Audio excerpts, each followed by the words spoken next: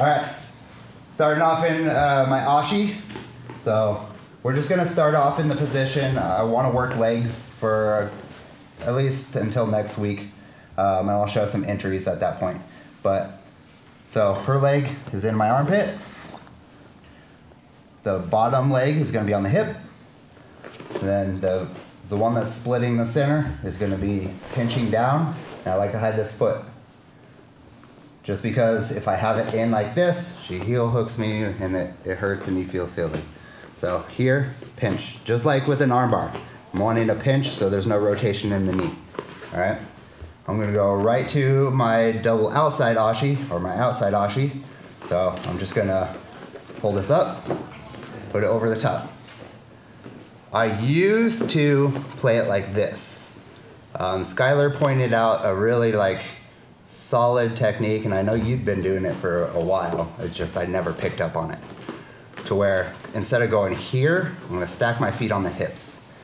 So I think this one is better for shorter people, because now I'm about to lose that knee.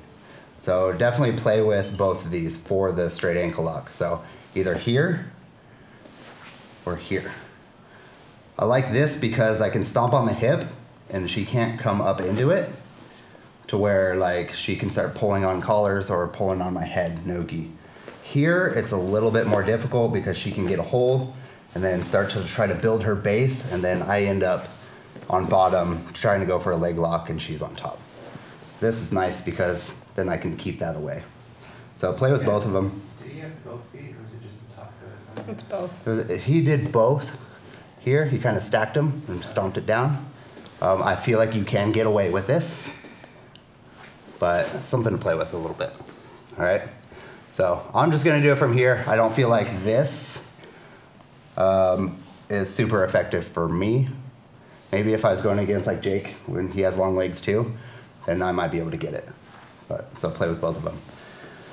I have the foot in the armpit. I'm gonna finish it just like before. So I have an overhook, and then I'm going to pull this back to where I catch that Achilles. If I'm down here, even if I close the elbow, I'll probably get a tap on Kayla because she doesn't like pain and she taps to it. Just kidding. So I'm gonna pull this back. So I'm gonna open my chicken wing just a little bit and pull it back to where I feel that Achilles right under there. All right, from there, then I'm gonna get a hold of my hand and I'm gonna start sawing it through. As I'm sawing it through, I'm gonna close this chicken wing and fall to my right shoulder. So saw it through, here. I'm aiming to get my hand on my chest. It's not gonna typically get very close, but that's gonna keep everything nice and tight. So when I pull it up, and then I'm gonna puff out my chest, and then I'm gonna give it a little bit of hips.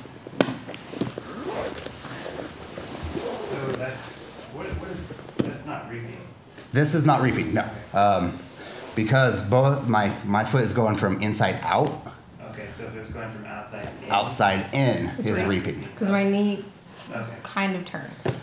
I was always so scared about going across. Right. Well, even like the 411 or the honey hole, this is considered a reap as soon as I touch the legs. Really? So that's when you'll get a DQ. I think all divisions in the gi, no gi, brown belt, and black belt, you can do this. Like you can heel hook now.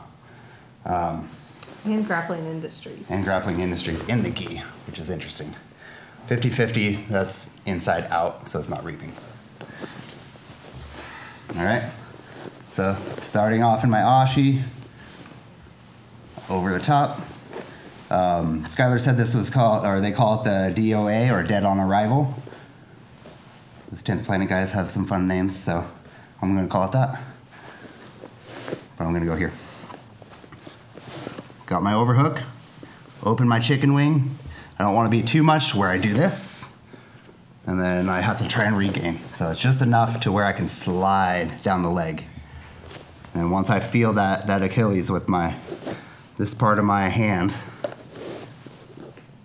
I'm gonna start grabbing a hold of my own hand and starting to close my chicken wing. So that way she can't put that boot back on real fast. Because if I have it all open like this, she puts the boot back on, I have to make my adjustments, fold the toes. So it's a timing thing and you'll have to really get a feel for it. So when I slide down the leg, start getting my hands, start sawing it through and close this chicken wing right away. Fall to that shoulder. All right, I'm really pulling up on my hand. The grip doesn't matter per se. I grab over the top and grab the fat of my hand or pinky side. And then I pull it up.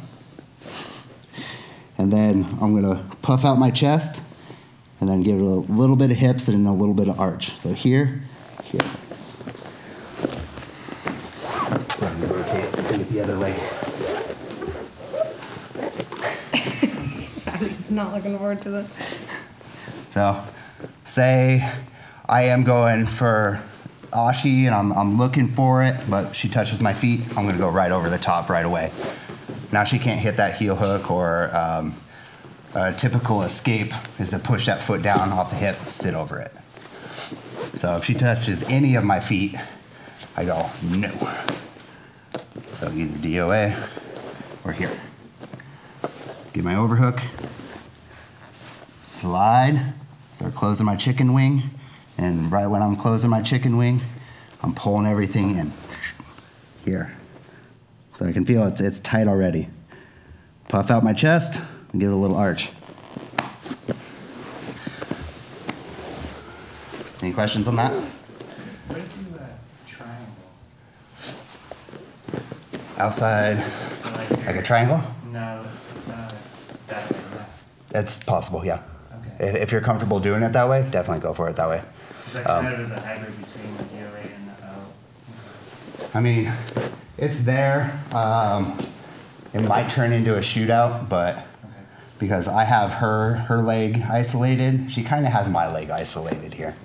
So I like to hide it, and then if she starts playing with it, it might end up in a shootout, or I'll kind of stack my feet, and then it kind of takes that away as well. So she has to pry them apart. But yeah, play with it. Like if. Well, I just saw like. I feel like you should do it and see how it goes. We good? All right, I'm 3. 1, 2, 3.